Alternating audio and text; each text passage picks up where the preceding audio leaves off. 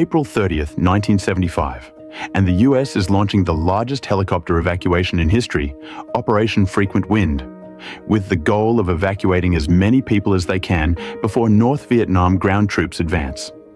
Helicopter evacuations managed to get just under 7,000 people out of the country. However, despite the magnitude of the operation, not everyone was able to be evacuated, and the US is forced to leave some behind. That's exactly what happened to Major Buang Ly and his family. The South's capital, Saigon.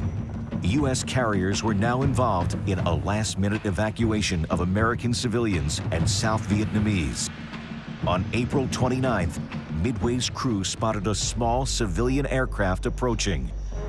They watched as the plane circled and noticed a small package being thrown onto the carrier's flight deck.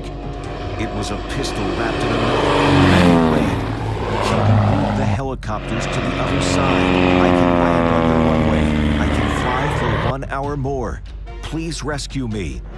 Major Buang, wife and 5 child." Major Buang Ly was a South Vietnamese Air Force officer. The only way Major Buang can land is if the U.S. Navy helicopters on the overcrowded deck are moved out of the way. The Midway's captain didn't hesitate. He ordered several of his helicopters to be pushed off the flight deck and into the sea. About $10 million worth of American to save this one man. With the flight deck now cleared, Major Buang still had a problem.